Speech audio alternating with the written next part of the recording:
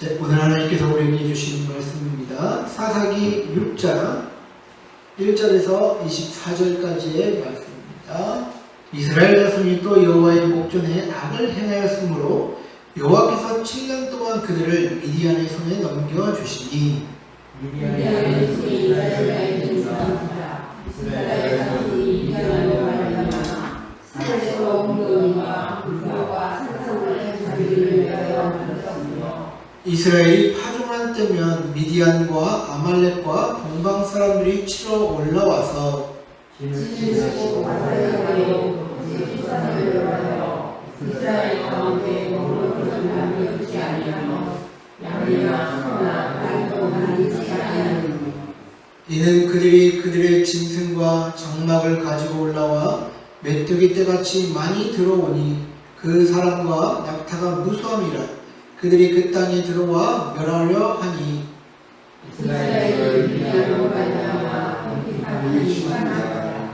이에 이스라엘 자손이 여호와께 부르짖었더라. 이스라엘 자손이 미디안으로 말미암아 여호와께 부르짖었으므로 여호와께서 이스라엘 자손에게 한 선지자를 보내시니 그가 그들에게 이르되 여호와께서 이같이 말씀하시기를 이스라엘 하나님 내가 너를 대적에서 인도하였으며 너희를 그 종되었던 집에서 나가게 하여 애굽 사람의 손과 너희를 학대하는 모든 자의 손에서 너희를 건져내고 그들을 너희 앞에서 쫓아내고 그 땅을 너희에게 주었으며 내가 또 너희에게 이르기를 나는 너희의 하나님 여호와이니 너희가 가우자는 아무 사람에게 하는 짓을 두려워하지 말라 하여서 너희가 내 소리를 듣지 아니하리라 하더라. 여호와의 사자가 아비에셀 사람 요아스에게 속한 오브라에 이르러 상수리 나무 아래에 앉으니라. 마침 요아스의 아들 기드온이 미디안 사람에게 알리지 아니하려 하여 밀을 포도주 틀에서 타작하더니 여호와의 사자가 기드온에게 나타나 이르되 큰 용사여 여호와께서 너와 함께 계시다 하니 기드온이 그에게 대답하되 오 나의 주여 여호와께서 우리와 함께 계시면 어찌하여 이 모든 일이 우리에게 일어났나이까. 또 우리 조상들이 일찍이 우리에게 이르기를 여호와께서 우리를 애굽에서 올라오게 하신 것이 아니냐 한 그 모든 이적이 어디 있나이까. 이제 여호와께서 우리를 버리사 미디안의 손에 우리를 넘겨주셨나이다 하니 여호와께서 그를 사마리아로 계시되 너는 가서 이 너희 모두 이스라엘을 미디안의 손에서 구원하라. 내가 너를 보낸 것이 아니냐 하시니라. 15절입니다. 그러나 기드온이 그에게 대답하되 오 주여 내가 무엇으로 이스라엘을 구원하리이까. 보소서 나의 집은 므낫세 중에 극히 약하고 나는 내 아버지 집에서 가장 작은 장이이다 하니 여호와께서 그에게 이르시되 내가 반드시 너와 함께하리니 내가 미디안 사람을 한 사람을 쫓아내라 하시니라. 기드온이 그에게 대답하되 만일 내가 주께 은혜를 얻었사오면 나와 말씀하시니가 주 되시는 표징을 내게 보이소서. 내가 예물을 가지고 다시 집에 와서 그것을 주 앞에 드리기까지 이것을 떠나지 마시기를 원하나이다 하니 그가 이르되 내가 너 돌아올 때까지 머무르리라 하니라. 기드온이 가서 염소 새끼 하나를 준비하고 가루 한 에바로 무교병을 만들고 고기를 소쿠리에 담고 국을 양푼에 담아 상수리 나무 아래 그에게로 가져다가 드리매 하나님의 사자가 그에게 이르되 고기와 무교병을 가져다가 이 바위 위에 두고 물을 부으라니 기드온이 두려워한다. 여호와의 사자가 손에 잡은 지팡이 끝을 내밀어 고기와 무교병에 대니 불이 바위에서 나와 고기와 무교병을 살랐고 여호와의 사자는 떠나서 보이지 아니한지라. 기드온이 그가 여호와의 사자인 줄 알고 이르되 그도소이다 주 여호와여 내가 여호와의 사자를 대면하여 만나이다 하니 여호와께서 그에게 이르시되 너는 안심하라 두려워하지 말라 죽지 아니하리라 하시니라. 기드온이 여호와의 명으로 제단을 쌓고 그것을 여호와 살로니라 하였더라. 그것이 오늘까지 아비에셀 사람에게 속한 오라에 있더라. 아멘. 네, 오늘 말씀은 샬롬의 하나님이 우리와 함께 하십니다 라는 제목을 가지고 여러분들과 말씀을 나누고자 합니다. 오늘부터 이제 기도원의 이야기를 한 3, 4주간 이제 걸쳐서 하려고 하는데요. 기도원의 이야기는 사사기 시대에 사사기에 있어서 가장 상세하고 또 많은 양을 할애해서 우리에게 기도원 이야기를 전달해주고 있는데요. 기도원 이후의 사사들의 그 분위기가 좀 많이 바뀝니다. 뭐냐면 사사들의 그 모습 자체가 굉장히 자기가 미달인 모습들을 많이 보이거든요. 기도원은 이제 나중에 어떻게 바뀌는지 여러분들 보시면 알겠지만 기도원도 그렇고 또 입다라는 어떤 이제 불량배 같은 사사도 그렇고 삼손도 완전 엉망이지 않습니까, 여러분들? 그처럼 이제 기도원 이야기 이후에 사사들의 모습이 이제 좀 분위기가 바뀝니다. 아무튼 하나님이 이런 사사들을 세우셔서 이런 사람들을 통해서도 하나님께서는 자신의 나라를 이끌어 가시고 또 보호해 오셨다는 것을 우리는 이것을 보면 깨닫게 되는데요. 오늘 본문을 우리가 보시면 이스라엘 상황을 묘사하며 이야기가 시작되고 있죠. 그래서 2절 말씀을 보시면 미디안의 손이 이스라엘을 이긴지라. 이스라엘 자손이 미디안으로 말미암아 산에서 웅덩이와 굴과 산성을 자기들을 위하여 만들었으며. 자, 지금 이스라엘 백성들이 어떻게 살고 있습니까? 산에 웅덩이와 굴, 산성을 만들어서 은신해서 살고 있다고 하고 있지 않습니까? 근데 원래 유목민들은요, 이렇게 산이나 동굴 또 요새에서 이동하면서 살았다고 합니다. 그러나 이제 이스라엘은 이제 유목민이 아니라서 이런 데 이렇게 돌아다니면서 살지 않잖아요. 이제 정착민으로서 가나안 땅에 살아야 하는데, 유목민의 어떤 정착민의 삶이 아닌 이 유목민의 삶을 살게 되었다라는 것은 어떻게 보면 이제 이스라엘 백성들의 삶이 다시 예전으로 돌아갔다라는 것을 이야기하고 있습니다. 그만큼 그들의 삶이 후퇴했다라는 것이죠. 그만큼 지금 이스라엘 현실이 녹록지 않아요. 주거 문제도 지금 불안정하고요. 그리고 이어서 나오는 3절부터 5절의 말씀을 한번 보십시오. 이스라엘이 파종할 때면 미디안과 아말렉과 동방 사람들이 치러 올라와서 진을 치고 가사에 이르도록 토지 소산을 멸하여 이스라엘 가운데에 먹을 것을 남겨두지 아니하며 양이나 소나 나리도 남기지 아니하니 이는 그들의 짐승과 장막을 가지고 올라와 메뚜기 떼같이 많이 들어오니 그 사람과 낙타가 무수함이라 그들이 그 땅에 들어와 멸하려 하니. 자, 여러분들 지금 이 말씀을 봐도 이스라엘 사람들은 어떻게 보면 이전과는 차원이 다른 지금 고통을 당하고 있어요. 이들이 씨앗을 심어놓으면 지금 미디안과 또 아말렉과 또 동방 사람들이 이렇게 연합을 해서 지금 올라오고 또 진을 치고 지내면서 체계적으로 이제 농사를 지으려고 할 수 있는 그런 이제 조건이 안 돼요. 거기다가 수많은 가축들을 몰고 와서 한참 자라고 있을 그런 곡식도 다 먹이게 하고 그 다음에 풀도 다 먹이게 하고 하니까 도저히 이스라엘 사람들이 지금 먹고 살기 위해서 지금 여력이 없는 거죠. 정말 먹을 기반이 안 될 정도로 완전 지금 피폐하게 지금 만들고 있는 것입니다. 그만큼 미디안 사람들의 잔인성이 여기서 또 드러난다라는 것이죠. 미디안 사람들은 이스라엘 사람들을 어떻게 보면 굶주림에 허덕이다가 완전히 멸종되기를 원했던 것 같습니다. 정말 황폐하고 초토화된 이스라엘 사람들의 상황을 우리는 느끼게 되는데요. 그런데요, 이런 상황 가운데 하나님은 기드온이라는 사람을 택하셔서 이스라엘의 지도자로 세우시는 것을 볼 수가 있습니다. 그런데 그의 삶도 미디안에게 당하는 이스라엘 사람들과 별반 다르지 않는 그런 모습을 보게 되는데요. 자, 사사 기드온의 삶을 한번 봅시다. 11절입니다. 여호와의 사자가 아비에셀 사람 요아스에게 속한 오브라에 이르러 상수리 나무 아래에 앉으니라. 마침 요아스의 아들 기드온이 미디안 사람에게 알리지 아니하려 하여 밀을 포도주 틀에서 타작하더니. 자, 지금 기드온이 어떻게 등장하고 있습니까? 지금 밀을 포도주 틀에서 타작을 하고 있다라고 보이잖아요. 자, 여러분 포도주 틀이라는 것을 보면요, 한번 여기 영상을 보시면 자 이렇게 생겼다고 합니다. 위에서 이제 포도를 과일이나 이런 것을 이제 놓으면 밟아가지고 밑으로 이제 그 즙이 떨어지는 형식인데 아마 이런 식으로 사람들이 포도주 틀에서 포도주를 얻었을 것이다라고 얘기를 하는 거예요.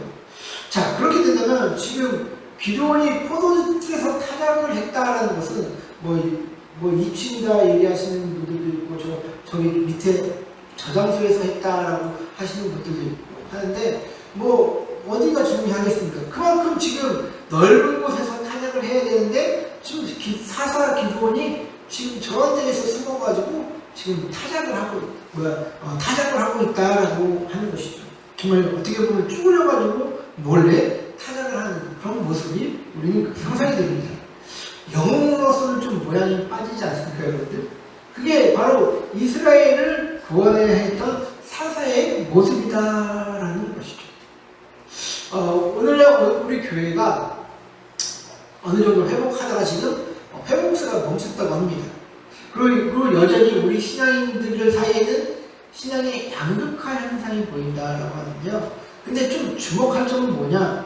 코로나 이후에도 그래도 교회에 남아 있었던 자들이 신앙이 성숙해졌다라는 그런 지표가 높아졌다라고 합니다. 여기를 보시면 지금 노란색이 지금 깊어진 것 같다라고 지금 되는 거죠. 코로나 한창일 때 이제 21%에다가 더 떨어져서 14%되다가 지금은 어느 정도 이제 좀 신앙이 깊어진 것 같다라고 이야기하시는 분들이 많다라고 이야기를 하더라고요. 자, 그렇다면 지금 우리는 어디에 와 있습니까, 여러분들? 신앙이 깊어진 것 같습니까? 비슷한 것 같습니까? 약해진 것 같습니까? 저는 우리의 위치가 어디 있는지는 중요하지 않다라는 생각이 듭니다. 왜냐하면 우리의 능력도 중요하지만 무엇보다도 하나님이 우리와 함께 하시는지가 더 중요하기 때문이죠. 왜냐하면 기도원같이 나약한 자도 있었는데 우리같이 연약한 자라고 또 안 될 이유가 어디 있겠습니까? 오늘 본문에 나타나는 이 기도원의 반응을 보십시오. 13절입니다. 기도원이 그에게 대답하되 오 나의 주여 여호와께서 우리와 함께 계시며 어찌하여 이 모든 일이 우리에게 일어났나이까. 또 우리 조상들이 일찍이 우리에게 이르기를 여호와께서 우리를 애굽에서 올라오게 하신 것이 아니냐 한 그 모든 이적이 어디에 있나이까. 이제 여호와께서 우리를 버리사 미디안의 손에 우리를 넘겨주셨나이다 하니.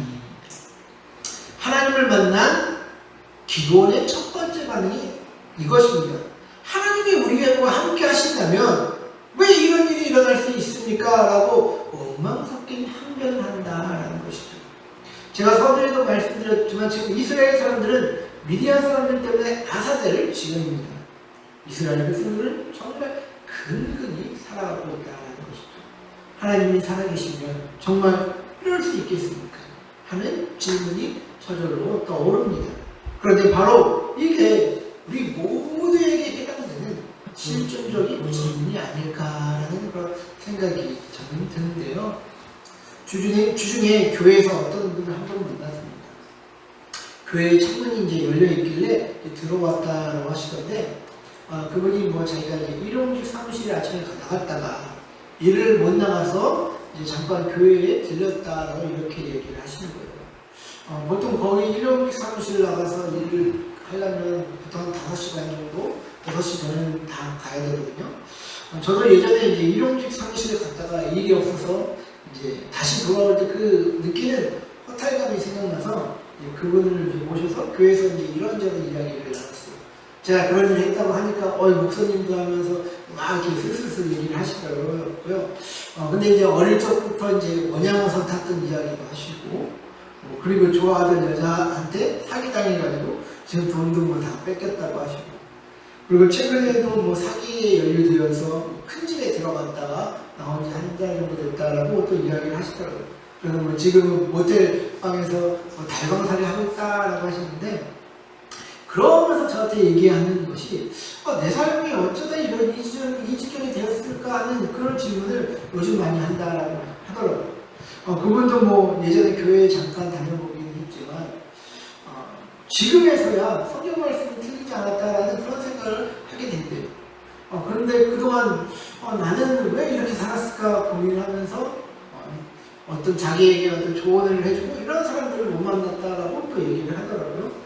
그래서 지금 뭐 40대 중반인데 내가 어쩌다 이렇게 됐을까라는 생각을 많이 하게 된다면서 저에게 그런 얘기를 하면서 그런 이제 어떤 실존적인 문제에 대해서 이제 참 얘기를 나눴던 게 이번 주에 있었던 일인데, 근데 저는 그렇게 생각합니다. 우리 인생이 이런 것이다라고 생각이 들더라고요.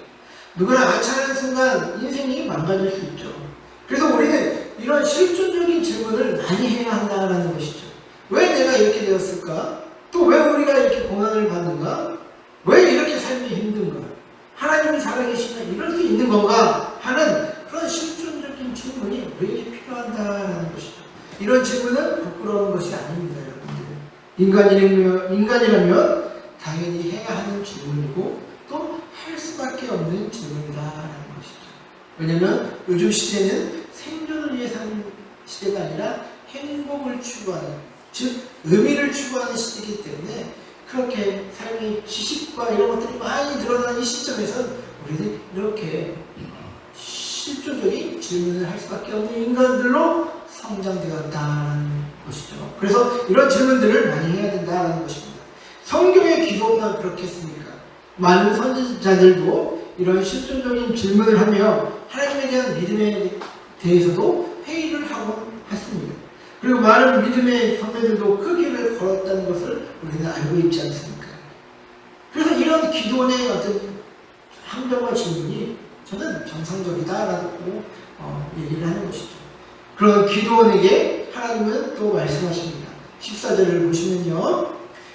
여호와께서 그를 향하여 이르시되 너는 가서 이 너의 힘으로 이스라엘을 미디안의 손에서 구원하라. 내가 너를 보낸 것이 아니냐 하시니라. 자, 여기서 보시면 이 너의 힘으로라는 것은요, 기드온 스스로가 가진 힘이 아니라 하나님께서 기드온에게 주실 힘을 뜻합니다. 저는 우리가 믿는 하나님의 일하시는 방법이 이것이라고 생각이 되는데요. 인간이 가진 힘으로 무엇을 하라라고 하는 것이 아니라 하나님이 가지신 힘을 인간에게 부어주실 때 맡기신 일을 감당하게 될 수 있는 것이 하나님의 일을 하는 방법 아니겠습니까? 하나님은 우리에게 힘을 주시고 그것을 일할 수 있게 하지 네가 알아서 해봐 라고 하시는 분이 아니다라는 것이죠. 이렇게 자신 없던 기드온에게 하나님은 힘을 주시겠다라고 얘기하면서 보내십니다. 그런데 이렇게 일을 할 수 있는 힘을 주신다고 하였는데 그럼에도 기드온은 자신감이 없다는 것이죠. 그래서 하나님께 이렇게 말합니다. 15절입니다. 그러나 기드온이 그에게 대답하되 오 주여 내가 무엇으로 이스라엘을 구원하리이까? 보소서 나의 집은 므낫세 중에 극히 약하고 나는 내 아버지 집에서 가장 작은 자리이다 하니. 자, 지금 기드온이 지금 하나님 앞에 자기 자신에 대해서 이야기를 하고 있습니다. 그럼 자기의식이 지금 어떻습니까? 기드온을 물으시는 하나님께 대답하는 이 모습이 또 구약성경 어디에서 또 본 것 같지 않아요? 누구랑 좀 비슷해 보이지 않아요? 지금 기드온의 이 대답이 더 정확하게는 바로 모세와 여러분 좀 비슷하지 않습니까, 여러분들? 하나님이 보내셨을 때 자기는 말이 입이 둔한 자다 하면서 했던 그런 모세와 같은 모습이 보입니다. 모세도 그렇고 기드온도 그렇고 다윗도 그렇고 오래된 삶의 어떤 그런 굴레 속에서 이들은 자존감이 많이 낮아졌다는 것을 보이게 된다는 것이죠. 그런데 이 모두의 모습이 또 우리 모두의 모습과 동일하다는 것입니다. 그래서 요즘에 자존감이라는 이야기를 많이 얘기를 하잖아요. 그래서 자존감 수업이라는 책을 보시면 사람이 다른 사람을 사랑하는 패턴을 보면 그 사람의 자존감이 보인다라고 이야기를 합니다. 그래서 예를 들면 어떤 것이 있냐, 자신의 사랑스러움을 믿지 못하는 사람들을 보면 아무리 괜찮은 사람이 대시를 한다고 해도 뭐 받아들이지 못한다라고 합니다. 그래서 겉으로는 뭐 아직 연애할 준비가 안 돼 있어. 뭐 우리는 성격이 너무 안 맞는 것 같다라고 얘기를 하면서 좋은 말로 거절하지만 결국에는 그 마음 안에는 내 성격을 알면 떠날 게 뻔해. 너처럼 똑똑한 사람은 결국 나를 무시하고 질려버릴 거야 라는 그런 생각이 가득히 차 있다라는 것이죠. 미리 부정적인 상황을 예견하고 스스로 이제 그것을 장벽을 치는 것이다 라는 것입니다. 그런데 문제는요, 이런 데에서 멈추지 않고 이런 사람들, 이렇게 자존감이 낮은 사람들은 항상 후회한다라는 것이죠. 지나간 사랑을 놓쳐서 후회하고 또 내가 그때 잡았어야 되는데 그 여자를 만났어야 되는데 하면서 자신을 또 보면서 스스로도 더 좌절하면서 그 자존감은 더 떨어진다라는 것입니다. 그래서 이런 식으로 자존감이 낮은 사람은요 계속 악순환의 고리를 달고 살 수밖에 없다라고 얘기를 하는데요. 자, 그래서 이런 사람들은 기본적으로 그 이제 뭐 심리학자들은 보통 많이 따지는 게 어렸을 적에 부모와의 그 관계를 항상 물습니다. 그래서 이런 사람들은 기초 믿음이 부족해서 그렇다라고 얘기를 하는데요. 자, 이 기초 믿음이 뭐냐? 사람이 태어나면서 가장 먼저 찾는 기초 믿음은 엄마에 대한 믿음이다라고 얘기를 합니다. 그래서 아이에게는 배가 고프면 엄마가 젖을 흘리고 기저귀를 갈아주고 하면서 통해서 이제 자신을 보여줄 사람에 대한 어떤 믿음과 신뢰를 찾게 된다라는 것이죠. 근데 엄마가 돌보지 않거나 아이의 갈망을 거부할 때는 이런 이제 기본적인 신뢰관계가 깨지면 이렇게 본능적으로 기초 믿음이 약한 상태에서 이제 성장을 하기 때문에 자존감이 낮은 사람들은 이런 기초 믿음이 약한 것을 또 볼 수가 있다고 이야기를 하더라고요. 그래서 여러분들 우리가 만약에 이런 이제 어떤 안정감에 대한 믿음, 신뢰에 대한 믿음이 없다면요, 우리가 뭐 기차를 타거나 비행기를 탈 때 저 기관사 운전면허가 있어. 아니면 이 비행기 기장 지금 술 먹고 운전하는 거 아니야? 하면서 그냥 스스로 그렇게 의심하기 시작하면 절대로 편안한 여행을 하지 못하지 않습니까? 근데 자존감이 낮은 사람들은요, 이런 태도를 보이면서 타인에게 심지어는 또 자신에게도 지속적인 불신을 하게 만든다고 이야기를 하는 것입니다. 그래서 하나님은 한 사람을 세우실 때 사랑의 관계로서 그 사람을 계속해서 지지해 주시고 사랑해 주시고 이끌어 주시고 또 높이시고 하는 그런 일들을 하신다라는 것이죠. 오늘 이 말씀에도 보세요. 지금 기도원도 지금 목타했다라고 얘기를 하죠. 그런데 하나님이 16절에 뭐라고 얘기합니까? 여호와께서 그에게 이르시되 내가 반드시 너와 함께 하리니 내가 미디안 사람 치기를 한 사람 치듯 하리라 하시니라. 자, 지금 하나님은 자존감도 낮고 두려워하는 기도원에게 함께 하심으로 미디안을 칠 수 있다고 격려해 주십니다. 지지해 주시고 또 격려해 주시는 그 하나님을 보게 된다는 것이죠. 그래서 우리가 하나님을 오해하고 있는 것 중에 하나가, 하나님은 항상 우리가 완벽한 인간이 되고 완벽하게 무엇을 성취하는 자들이 되기를 바란다라는 그런 생각입니다. 그러나 그것은 세상의 생각이지 하나님의 생각과 하나님이 일하시는 방법이 아니다라는 것이죠. 하나님은 상황할 때도 꺾지 않으시고 꺼져가는 심도 끄지 않으시는 분이십니다. 그런 분이 우리의 낮아진 자존감을 세우시고 용기를 돋아주시는데 얼마나 많은 시간과 인내로서 한 사람을 세워가시는지 여러분들은 그 하나님의 깊은 사랑을 인정하시고 또 아십니까? 계속해서 이어지는 기도원의 이야기를 보십시오. 이렇게 계속된 하나님의 격려에도 불구하고 기도원은 또 두렵고 떨림으로 인해 진짜 하나님이 함께 하시는지에 대한 그런 지표를 보여달라고 합니다. 17절과 18절입니다.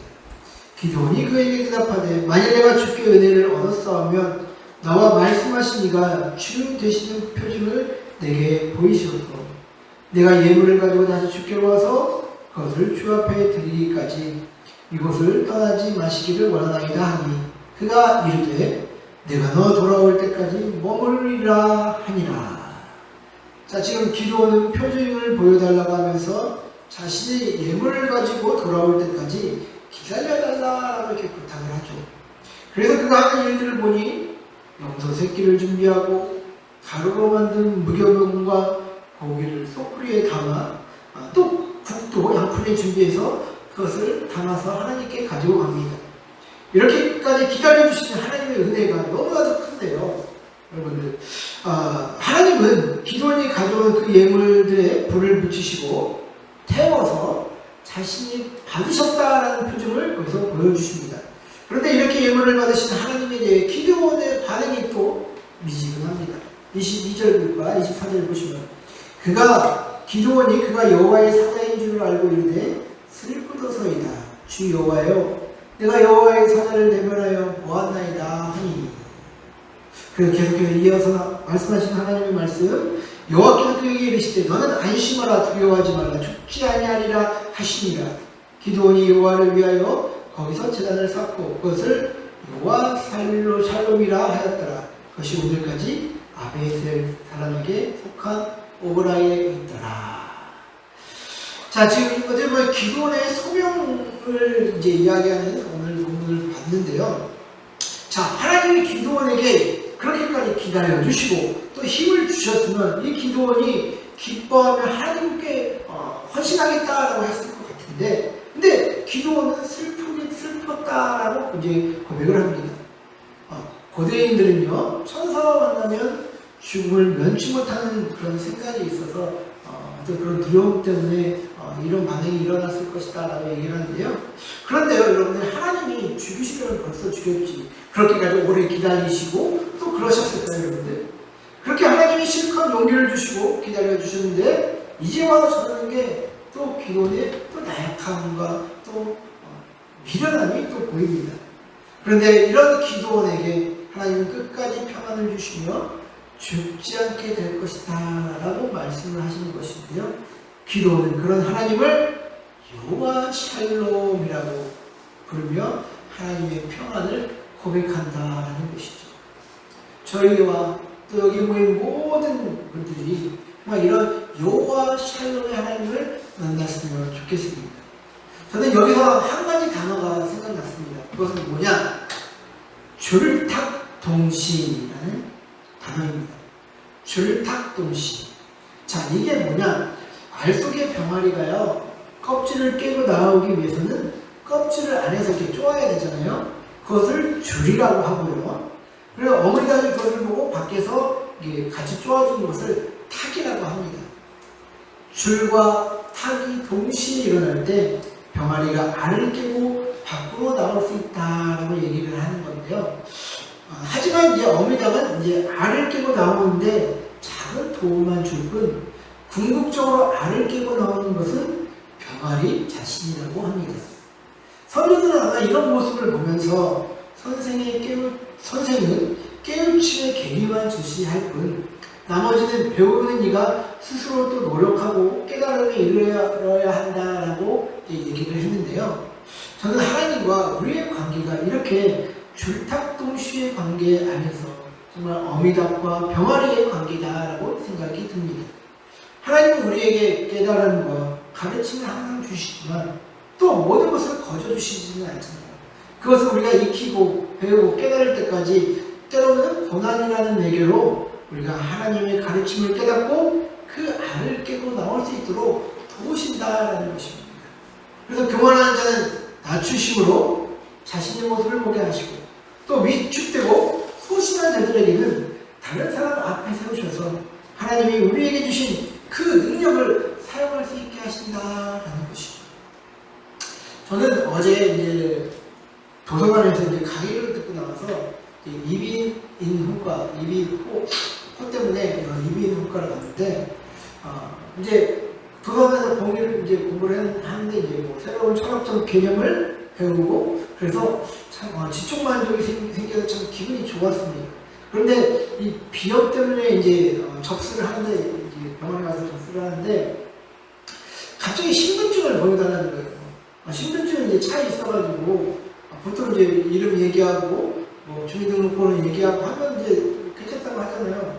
근데 이름 말하고 주민번호 다 내어서 굳이 신분증 제시 안 해도 될 것 같은데 막 달라고 하더라고요.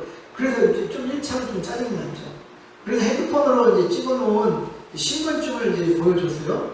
근데 그것도 안 된다고 하더라고요. 그리고 뭐 건강보험공단 그 어플을 받아서 거기에 인증한 내용을 보여달라고 얘기를 하는 거예요. 제가 무슨 다른 사람 이름으로 뭐 진찰을 받아서 무슨 혜택을 받는 것도 아니고 왜 이렇게 까다롭게 굳이 하는 그런 생각이 들더라고요. 그래서 이제 그 건강보험 그냥 어플 받아서 한 2-3분 걸렸는데 또 막 조회 뭐 하라고 많잖아요. 그렇게 해서 했는데 더 열받는 것은 거기 안에도 그냥 이름, 생년월일, 찍번호, 조회일자 뭐 별게 없어요. 뭐 그걸 제시해서 보여주는데 그 친구가 이제 젊은 남자였거든요. 그래서 이게 지금 나를 노리는 건 뭐야 하면서 그냥 확 부하가 일어나더라고요. 그래서 이제 투르투르를 하면서 이제 평안이 참 확 깨지는 그런 시간이었는데, 그런데 갑자기 하나님이 제 마음속에 이런 마음을 주시더라고요. 그게 너의 모습이야 라고 말합니다. 접수받는 친구가 어떻게 보면 원칙적으로 할 것이죠. 좀 유도리 없긴 하지만 본식적으로 하는 것이 그 친구가 할 일을 했던 것입니다. 그런데 제가 생각하기에 이 정도만 보여주면 될 것 같은데 젊은 놈들이 이렇게 까다롭게 보내, 저는 그런 생각이 들었거든요. 그런 생각을 하면서 화가 나고 마음이 깨지게 되는 것은 저의 교만 때문이다라는 것이죠. 한마디로 교만한 저의 모습을 보고 또 깨닫게 되었다라는 것입니다. 그렇게 나의 모습을 인정하고 하나님 이 마음 걷어가서 주세요. 제가 잘못했습니다. 라고 하니 다시 마음의 평안이 찾아오게 되더라고요. 그렇기 때문에 하나님은 사람을 세워서 어떤 일을 하려고 하실 때는 그 사람을 깨우치시고 세우시는 일들을 하시기에 굉장히 많은 시간을 또 투자하십니다. 줄탁동시의 관계, 그게 하나님이 우리를 훈련시키시는 방법이다라는 것이죠. 하나님께서 우리에게 뭐 어떤 기적과 표적 이런 것들을 보여주시고 때때로는 초자연적인 방법으로 신앙적인 경험을 허락하시는 것도 다 이러한 이유 때문입니다. 우리를 세우시고 성장케 하시려는 하나님의 영적인 양육 방식이다라는 것이죠. 사랑하는 성도 여러분들, 앞으로의 시대는요, 또 우리 교회는 여러분 모두가 이렇게 기도원이 되어야 합니다. 우리가 때로는 말로써, 때로는 섬김으로써 이곳을 찾아오는 모든 백성들, 하나님을 모르는 사람들에게 하나님의 사랑과 그 마음을 전해야 하는 그런 전사가 되어야 한다는 것이죠. 그렇게 되기 위해서는 우리는 어떻게 되어야 하겠습니까? 먼저 하나님께 사랑을 많이 받고 하나님의 뜻을 알고 우리도 그 사랑을 베풀 줄 아는 그런 사람들이 되어야 된다는 것이죠. 우리를 오래 기다려 주신 것처럼 우리도 이제 그분을 더욱더 신뢰하며 순종의 삶을 살아가야 합니다. 저는 이곳에 온 지 지금 이제 2년이 가까워 되는데 하나님은 보내신다는데 사람들은 안 보내십니다. 근데 이제 때가 좀 가까워진 것 같은 느낌은 들더라고요. 그래서 하나씩 보내주실 거라는 그런 믿음이 있는데, 여러분들 우리가 누가 온다고 지금 되는 게 아니라 그들을 품을 수 있는 그런 능력이 우리에게 있느냐 하는 것이죠. 그들을 품을 수 있는 그런 마음을 달라고 하고 정말 그들을 우리가 섬길 수 있는 그런 교회와 또 성도가 되기 위해서는 여러분들 모두가 기도원이 되어야 합니다. 이렇게 하나님이 그 기도원을 세우시기 위해서 그를 보내기 위해서 오래 기다려 주셨던 것처럼, 즉 줄탁동시의 관계처럼 하나님과 우리의 관계가 더욱더 이어져 가게 되시는 저와 여러분들 되시기를 주의 이름으로 간절히 축원하고 또 축복드립니다.